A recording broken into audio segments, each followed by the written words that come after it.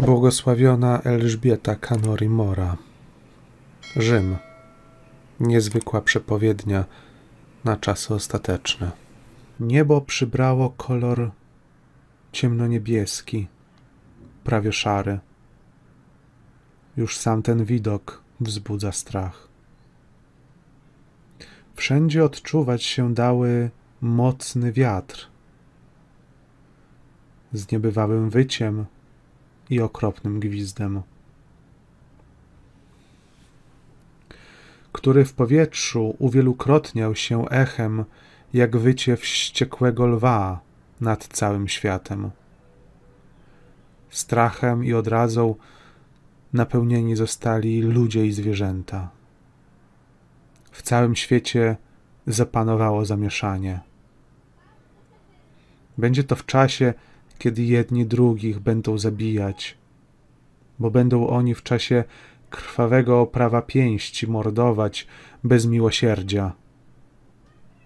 To będzie czas III wojny światowej. Boża niszcząca ręka zaciąży nad tymi nieszczęśliwymi. Ukaże On w swej wszechmocy ich pychę, ich chciwość i bezczelną zuchwałość.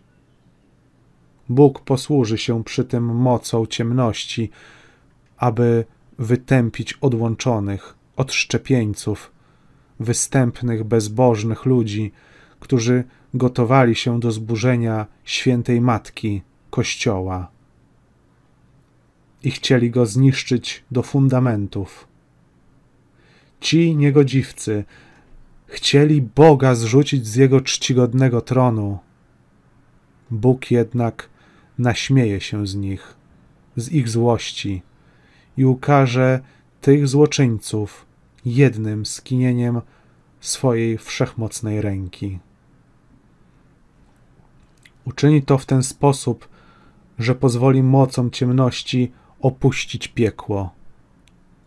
Ogromny legion złych duchów zaleje świat cały i niszcząc wykonają rozkaz Bożej sprawiedliwości. Złe duchy muszą być jej posłuszne. Mogą dokładnie tyle szkodzić, ile Bóg pozwoli. Szkodzić ludziom, ich majątkom i dobrom, ich rodzinnym posiadłościom, wioskom, miastom, domom, ich pałacom i wszystkim innym rzeczom na ziemi. Bóg wyda mocom ciemności surowy rozkaz,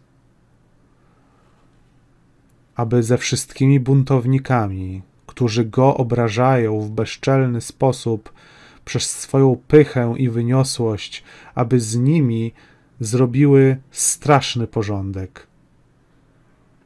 Bóg pozwoli, że ci grzesznicy będą ukarani przez okrucieństwo strasznych demonów, ponieważ oni oddali się dobrowolnie mocy ciemności i razem z nią prześladują Kościół.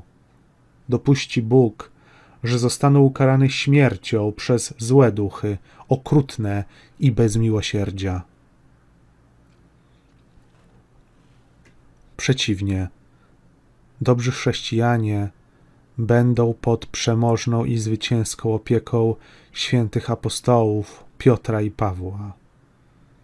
Ci będą troskliwie nad nimi czuwać i ochraniać ich, tak że złe duchy nie będą szkodzić im ani ich własności. Dobrzy chrześcijanie zostaną uchronieni przed niemiłosiernym zniszczeniem, który sprawiał złe duchy za Bożym zezwoleniem. Zostaną ukryci i nienaruszeni. Bóg pozwoli uczynić złym duchom wiele spustoszenia na ziemi. Zburzą one wszystkie te miejsca, gdzie Boga obrażano, przez zbezczeszczenie, służbę namiętnościom i świętokradztwa. Miejsca te wszystkie będą zniszczone i legną w gruzach. Zniknie po nich jakikolwiek ślad. Gdy ten wspomniany akt wiary dopełni się, źli ludzie będą ukarani śmiercią, a te niegodziwe miejsca będą zburzone. Wtedy rozjaśni się ponownie. Krzyż na niebie, ostatnim ostrzeżeniem. Kosmiczna katastrofa, 3 dni ciemności, ostatnie żniwo demonów, klęska szatana, wskrzeszenie ziemi. Najpierw na niebie zobaczycie wielki, złocisty krzyż. Wszyscy i na całym świecie usłyszycie wielki grzmot. Powstanie wicher jako trąba morska. Wszystko zmiatać będzie, co stanie na jego drodze. Ziemia nagle zacznie drżeć. Początkowo z przerwami. Potem bezustannie kolebać się będzie. Gwiazdy będą zmieniały swój kierunek szybko i zupełnie inaczej niż zawsze. Widok nieba się zmieni. Zginie duży wóz, mały wóz. Wszystko będzie się od siebie oddalać. Niebo stanie się inne, nieprzyjemne. Między wami pojawią się tej nocy ci, co już dawno pomarli. Wszystko zacznie płonąć. Także i powietrze, i woda. Miłosierdzia dostąpią jedynie ci, którzy mają Boga w sercu. Będą też przebiegać ulicami wytoczone z piekieł wozy, naładowane demonami i złymi duchami.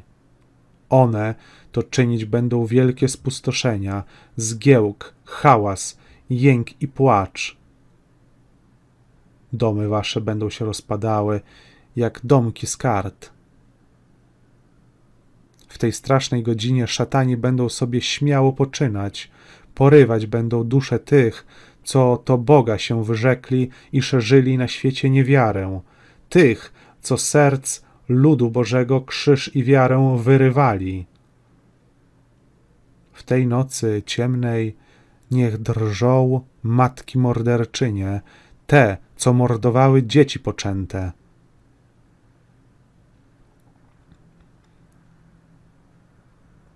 Wielkiej grozy coraz więcej będzie. Morza i oceany wystąpią ze swoich brzegów i będą iść na ląd w postaci wielkiej, stojącej ściany. Potem wszystko obejmie pierścień, który błyskawicznie będzie się rozszerzał z minuty na minutę. Będzie stawał się ogniem huraganowym, tak że obejmie całą kulę ziemską. Wszystko zacznie płonąć. Woda, mórz i oceanów wrzeć będzie i płonąć jak nafta. Jeśli te dni ciemności nie będą od ludzkości odwrócone, wszystko, co żyje na ziemi, w tych dniach ciemności zginie. Łaski miłosierdzia dostąpią jedynie ci, co Boga mają w sercu. Żyją według świętych Bożych przykazań, mają silną wiarę w Trójcę Przenajświętszą, w niepokalaną Dziewicę Maryję. Tylko oni mogą przetrwać i przez modlitwę i ofiarę swego cierpienia przetrwają.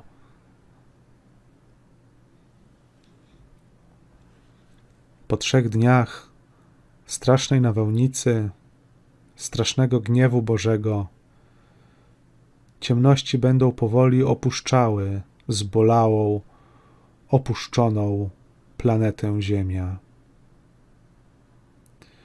Widok jej będzie straszny. Będą zgliszcza, same zgliszcza, popioły. Tam, gdzie będą góry, będą rozpadliny i gotująca się w nich woda. Tam, gdzie będą morza, będą kamienne, błotniste obszary. W tym czasie wszystkie wody będą zatrute i ciemne jak smoła.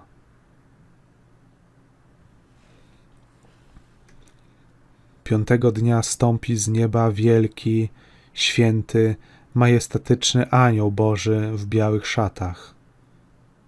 W dłoni będzie trzymał gałązki hizopu i on to do wszystkich mórz, rzek i oceanów włoży owe gałązki hizopu i oczyści wody, i znowu gorzka woda zmieni się w słodką, nadającą się do picia. A woda stanie się jasna, uświęcona mocą Bożego hizopu i będzie zdrowa jako napój. W tym czasie nie będzie też drzew i nie będzie żadnej roślinności, tylko nagie skały. Amen.